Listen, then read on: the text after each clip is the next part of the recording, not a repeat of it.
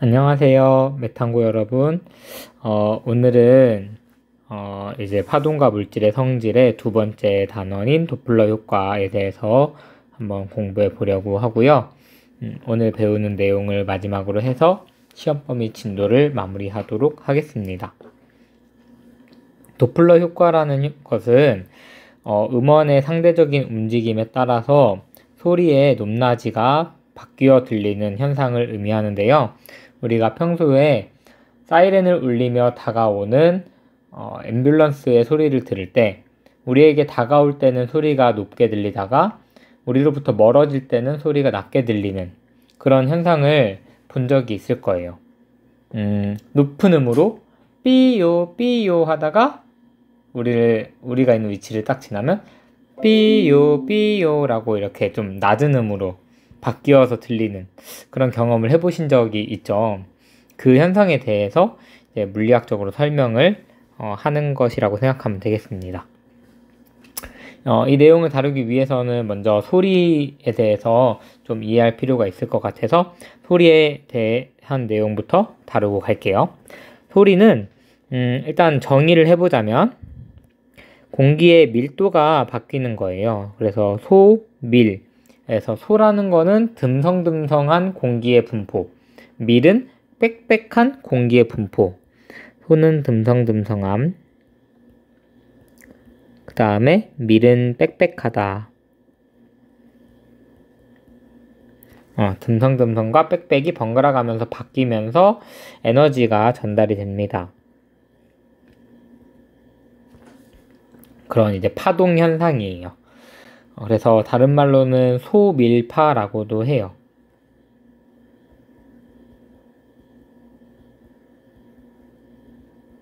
소밀파라고도 합니다. 그래서 소리의 파동 종류는 파동은 이렇게 진행 방향과 진동 방향이 수직한 종파가 있고요. 그 다음에 진행 방향과 진동 방향이 나란한 횡파가 있는데 이렇게 두 개로 나눌 수 있는데 소리의 파동은 횡파입니다. 종파가 아니라 횡파예요. 그렇게 해서 이제 소리가 파동으로 움직이게 되고 소리의 3요소는 음고, 음량, 음색이라고 해서 음고는 높낮이를 의미하고요. 음량은 소리의 크기, 음색은 소리의 맵시라고 표현할 수 있습니다. 여기 보면 이렇게 높은 소리와 낮은 소리는 보시면은 진폭은 서로 동일해요. 위에서부터 아래까지 흔들리는 이 폭을 진폭이라고 하는데 위에서 아래까지 흔들리는 폭은 일정하지만 한 번 진동하는데 걸리는 시간, 즉 주기 혹은 1초 동안에 몇 번 진동하냐 주파수가 다른 거예요. 높은 소리는 주파수가 크고요. 크다 라고 표현해야 되겠죠? 크다. 주파수가 크고 낮은 소리는 주파수가 작다. 그래서 소리의 주파수에 의해 결정이 되고 진동수가 클수록 높은 소리가 납니다. 우리가 다루게 될 이제 도플러 효과. 이거는 도플러 효과는 소리의 진동수가 바뀌어서 들리는 현상이라고 할 수 있어요. 그 다음 두 번째는 크기인데 크기라는 거는 진폭과 관련이 있어요. 그래서 진폭이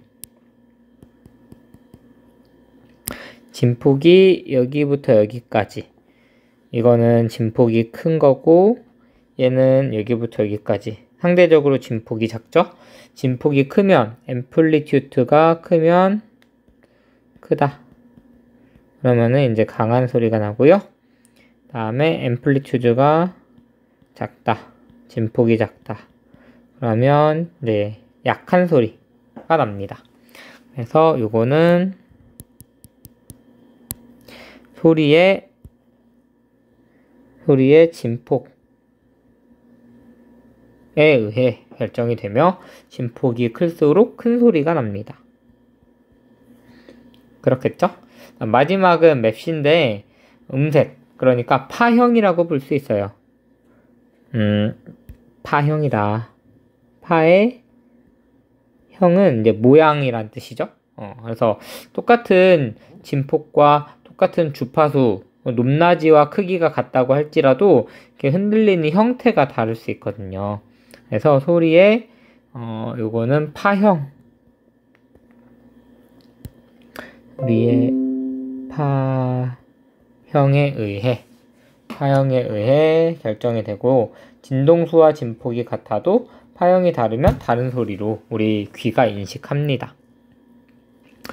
자, 그 다음에 여기는 이제 도플러 효과 문제인데 이제 자리가 좀 부족해서 지면이 부족해서 여기다가 놨어요. 그래서 12페이지, 즉 도플러 효과를 학습하고 나서 풀어보도록 할 거고요. 이 문제는 또 시험 문제에도 출제를 했으니까 잘 기억해 두시면 좋을 것 같습니다. 자, 그럼 본격적으로 도플러 효과에 대해서 배워볼게요. 도플러 효과란 최초에 설명했듯이 음원과 관찰자의 상대적인 움직임에 따라서 소리의 진동수가 다르게 관측되는 현상을 도플러 효과라고 합니다. 그러니까 상대적으로 음원으로부터 접근되어지고 있냐 아니면 음원으로부터 멀어지고 있냐에 따라서, 음원이 나에게 다가오냐 음원이 나로부터 멀어지냐에 따라서 소리의 진동수가 원래의 진동수보다 달라지는, 그래서 진동수는 우리가 보통 프리퀀시라고 해서 F를 쓰죠. 이게 원래 진동수라면 이제 도플러 효과로 인해서 다르게 관측된 진동수는 F'으로 표시해요. 그래서 원래 소리의 진동수 F가 새로운 소리의 진동수인 F'으로 다르게 관측되는 현상을 의미합니다. 일단은 비교를 위해서 음원이 정지해 있을 때를 먼저 다 정의를 내리고 그 다음 움직일 때를 정의를 내려야 되겠죠. 자, 먼저 정지해 있을 때를 한번 정의를 내려보면, 우리가 물리량을 다 이제 이름을 붙여줄 수가 있어요. 이름을 붙여주면 소리의 파장은 람다. 그래서 한 번 진동했을 때 얼마나 먼 거리를 이동하는가. 그래서 마루에서 마루 사이의 거리, 혹은 골에서 골 사이의 거리를 파장이라고 하죠. 진동수는 1초에 몇 번이나 진동했는가. 그래서 그 진동수고요. 그 다음 주기는 한 번 진동하는데 걸린 시간. 그래서 대문자 t, 시간을 의미하는 대문자 t를 쓰게 됩니다. 그 다음 소리의 속도는 얼마나 빨리 움직이는가. 네, 소리의 속도죠. 보통 소리의 속도는 아까 그 전 페이지에도 적어놨는데 보통 340m/s로 이야기를 해요. 대략 340m/s다 라고 합니다. 여기서는 이제 소리니까, 그래서 V는 소리의 속도다. 그 다음에 이 물리량 사이의 관계식을 쓸 수가 있는데요. 요거를 한번 보면, 일단은 진동수와 그 다음에 주기는 역수의 관계가 있습니다. 역수 관계. 즉, 진동수는 주기분의 1 혹은 주기는 진동수분의 1, 이렇게 서로 뒤집으면 다른 친구가 되는, 진동수를 역수취하면 주기가 되고 주기를 역수취하면 진동수가 되는 서로 역수 관계를 가지고 있습니다. 이거는 그 물리량의 의미를 잘 되새겨 보면 이해할 수가 있는데, 진동수라는 건 1초에 진동한 횟수잖아요. 예를 들어서 1초에 50번을 진동했다라고 하면 50Hz라고 쓰거든요. 1초에 50번 진동했다. 그렇다는 얘기는 주기는 한 번 진동하는데 걸린 시간이잖아요. 50번 진동하는 녀석이 있다고 치면 그 녀석은 한 번 진동하는 데는 50분의 1초가 소요가 되겠죠. 그러니까 1초에 50번을 진동했겠죠. 이런 관계가 있다는 거를 이제 당연히 알 수가 있고요. 그 다음에 두 번째 관계는 이게 진짜 중요한 관계인데 많이 쓰는 파동에서 많이 쓰는 관계죠. V는 F 람다 혹은 T분의 람다 요거를 되게 많이 써요. 일단은 F와 T는 서로 역수관계라는 걸 위해서 했으니까 F 람다와 다음에 T분의 람다가 같다라는 거는 서로 역수관계니까 이해할 수 있을 거고 왜 V가 F 람다가 되는지만 이해하면 될 것 같은데 V라는 거는 파동의 속도죠. 여기서는 파동이 음파니까 음파의 속도가 되겠죠. 그런데 그러니까 소리의 속도가 되는데 속도라는 거는 시간분의 거리잖아요. 그쵸? 그 단위 시간 동안 이동한 거리니까 단위 시간 분의 이동한 거리가 되는데 여기서 우리는 한 번 진동하는데 걸린 시간이 주기라는 걸 알고 있어요. 그쵸?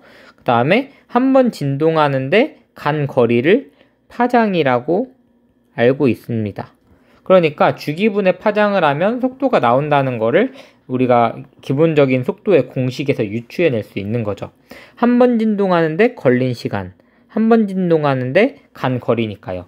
단위 시간을 주기로 하면 이동거리는 파장이 돼버리는 겁니다.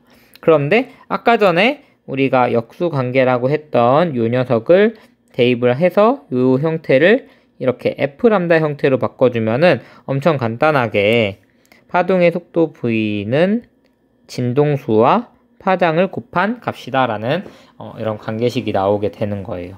이 관계식이 이제 도플러 효과를 유도하는데 중요한 역할을 할 거니까 이 관계식을 기억해 놓고 있으면 되겠습니다. 자, 그럼 이제 본격적으로 도플러 효과를 이제 유도를 해보려고 해요. 음원이 움직일 때의 상황을 볼 건데 움직일 때의 상황도 두 가지가 있어요. 관찰자로 다가오는가 아니면 관찰자로부터 멀어지는가. 그래서 우리가 그냥 경험상으로 알고 있는 거는 다가올 때는 원래 음보다 높은 음으로 들린다 라는 걸 이제 경험상으로 알고 있죠. 그 말은 원래의 F보다 변형된 F'이 더 크게 느껴진다라는 거예요. 그 다음에 멀어질 때의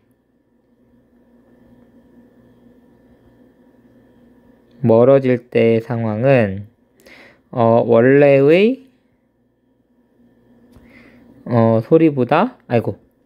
원래의 소리보다 낮은 음으로 들린다 라는 거를 우리가 경험상 알고 있죠. 그 말은 원래의 소리보다 변형된 소리의 그 파장, 주파수, 진동수가 더 작다.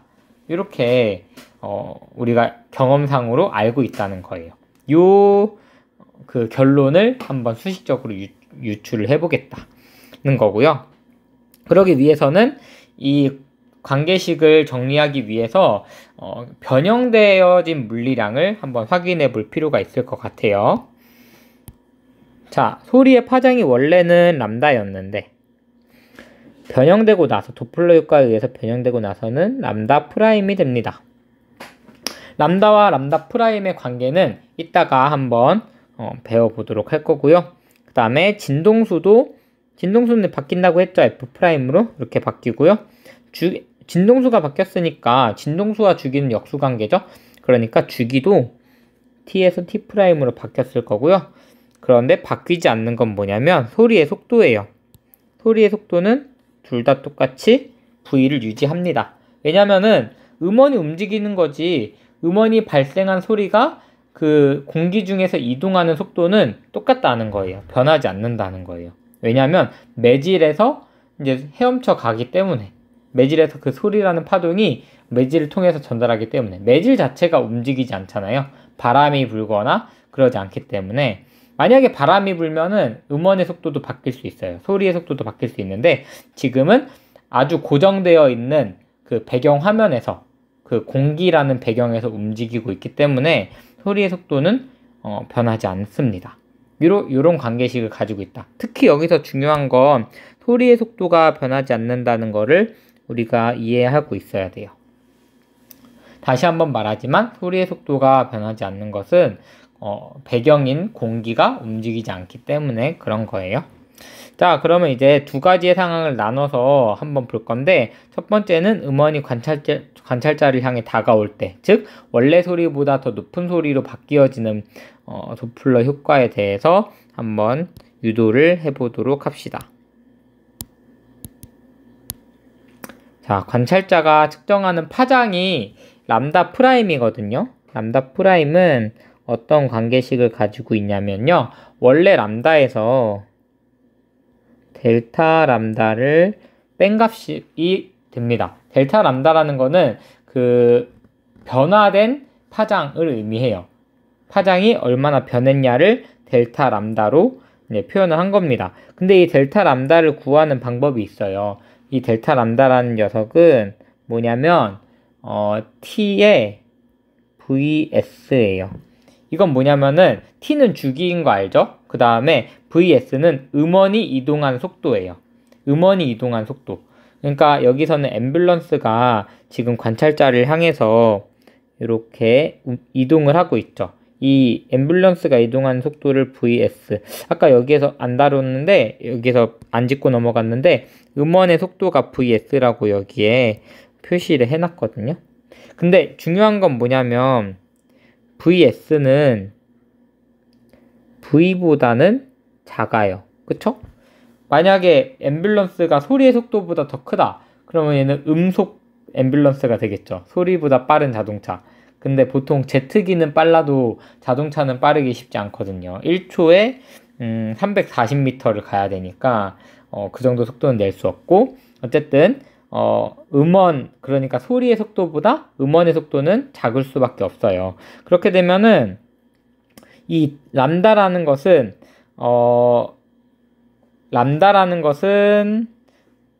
델타 람다라는 것은 음원이 이동함으로써 파장이 줄어드는 효과를 내는 거거든요. 그때 얼마만큼 줄어들었냐? 이게 얼마만큼 파장이 감소했냐라는 건데 음원의 속도에다가 그 파장 한 번 진동하는데 걸린 시간 주기를 곱하면 그만큼 이 한 주기 동안 자동차가 움직인 거예요. 그럼 원래 파장은 이렇게 진행해야 되는데 앰뷸런스가 이동함으로써 앰뷸런스가 이동한 만큼의 그 거리가 줄어든 파장으로 이렇게 변하는 거죠. 이렇게 축소가 되는 그런 느낌이라고 생각하시면 됩니다. 그래서 이렇게 빼버리면 이게 그 변화된 그 파장이 되고요. 그 다음에 여기에서 한 번 더 논리를 전개하면 요 t라는 것은 f로 바꿀 수가 있죠. 왜냐하면 주기와 진동수는 역수관계라고 했으니까요. 그래서 f의 vs로 이렇게 변환할 수 있습니다. 여기 이제 첫 번째고요. 너무 바짝 붙여서 쓴 것 같아서 조금 여유롭게 아래로 내릴게요. 자, 그 다음에 관찰자가 측정하는 소리의 진동수는 그럼 어떻게 변하냐? 소리의 진동수 F'이죠? 관찰자가 변화된 소리를 듣게 되는데 이 변화된 소리는 어떤 식으로 나타낼 수 있냐면 소리의 음속에다가 변화된 파장이라고 할 수 있습니다. 요 식은 어디서 나온 거냐면 아까 전에 그 V는 F 람다 있죠? V는 F 람다인데 이 V는 고정되어 있고 F와 람다는 둘 다 바뀐 값이에요. 그래서 F 대신에 F 프라임, 람다 대신에 람다 프라임을 넣어서 이제 표현을 한 겁니다. 이렇게 표현할 수가 있어요. V는 F 람다 식을 이용해서 변화된 소리의 진동수를 표현하고 그 다음에 이 람다 프라임을 아까 여기 위에서 정의를 내렸었죠? 요 식을 일식이라고 하면 요 일식을 여기다가 대입을 해줘서 정리를 할 수 있겠죠. 정리를 하면 V에 람다에 F에 VS인데 여기서 이 람다라는 거는 원래 소리에서도 람다가 있었죠? 람다는 F분의 T 이런 식으로 표현할 수 있으니까 F분의 V로 표현할 수 있죠? 그쵸? 그래서 요거를 다시 F분의 V 빼기 F분의 VS의 V 이렇게 표현을 하면 결론적으로 F를 묶어서 위로 올릴 수가 있죠. 그래서 V에 V 빼기 VS의 F 이렇게 표현할 수가 있다. 조금 너무 널널하게 썼네요. 좀 당겨볼까요? 이렇게 표현할 수가 있다. 다시 쓸게요.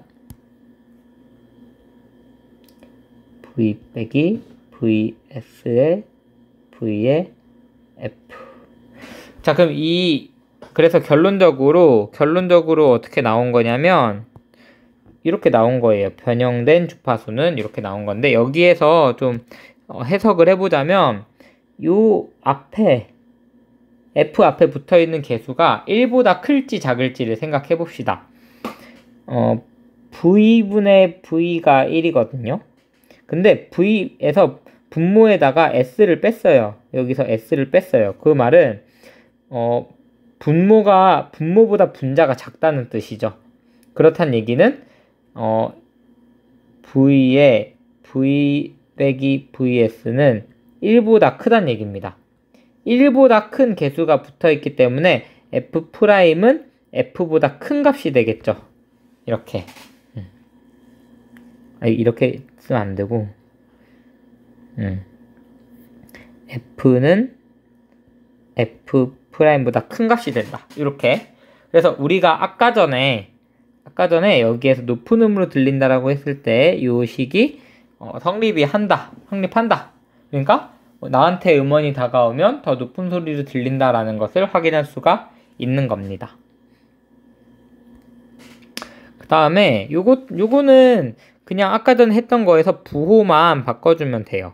멀어질 때는 람다 프라임 관찰자가 측정하는 파장이 원래의 파장보다 길어지겠죠. 델타 람다만큼. 이 델타 람다는 그 파장의 변화량인데, 파장의 변화량이 아까 얼마라고 했냐면 람다 플러스 tvs만큼이라고 했었고요. 여기 위에서. 그래서 이것도 그냥 대입하면 아까 했던 거 그대로 하는 거예요. 플러스 부호만 바뀌었어요. F분의 얼마였죠? vs. 이렇게 되는 거고요.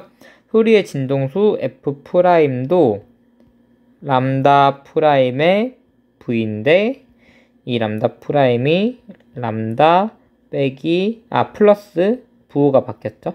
F분의 VS의 V. 그 다음에 람다 대신에 또 V는 F 람다 요거를 써가지고 V의 F의 VS의 V. 여기 플러스죠. 계속 부호가 바뀐 거를 신경 써줘야 되는데 신경 못 쓰고 있어요. 그래서 V 플러스 VS의 V의 F 해서 요 식이 나옵니다. 여기서 이제 따져보면은 여기서는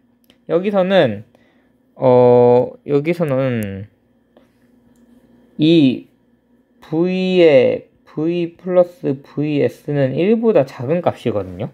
왜냐하면 분모보다 분자가 더 크니까. 그러면 1보다 작은 값이 개수로 붙어 있다는 말은 F'이 F보다는 작다. F가 더 크다. 이 뜻이 되니까, 즉 진동수가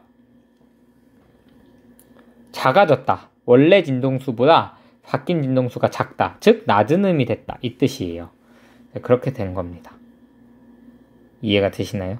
아까 저기를 잘못 쓴 것 같은데 이렇게 붙어야 되겠다. 이렇게 붙여야 되겠네요. 그쵸? 응.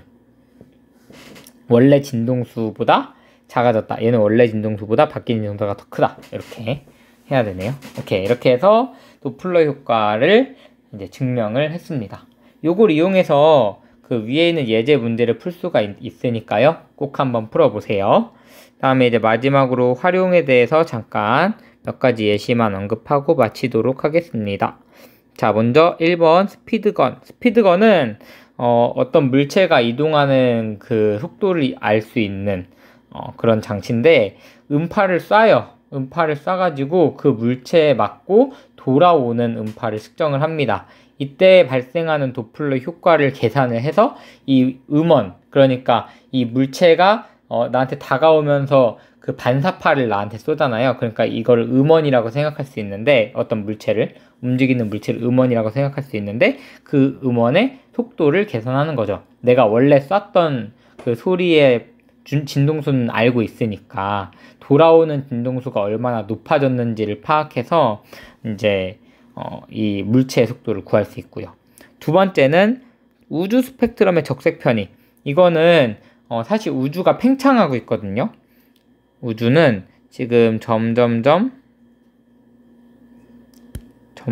팽창하는 중입니다. 점점점 이렇게 팽창하는 중인데, 팽창한다는 얘기는 서로가 서로에 대해서 멀어지고 있다는 뜻이거든요. 그러니까 어떤 빛을 내는 광원이 우리 관찰자로부터 이제 멀어지고 있다는 거예요. 이 멀어지는 걸 어떻게 할 수 있냐? 이 광원이 내는 빛을 분석을 하는 거죠. 그럼 원래 이 별이 내는 빛보다 이 관찰된 빛이 더 붉은 빛을 띄어요.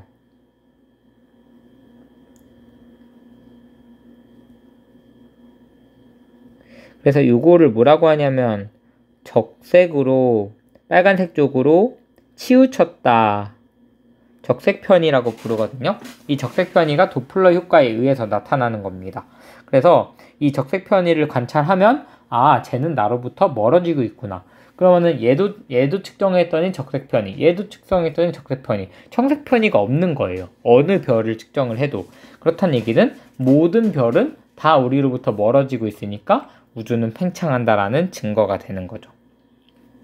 그 다음에 도플러 레이더를 통한 기상 관측은 뭐 커다란 기상현상, 뭐 태풍 같은 것들 있죠. 그런 것들이 발생할 때 그런 구름의 움직임, 어떤 바람의 움직임들을 도플러 레이더를 통해서 관측을 해가지고 여기 태풍이 오고 있네? 이런 것들을 관찰할 수 있는 그런 장비라고 합니다.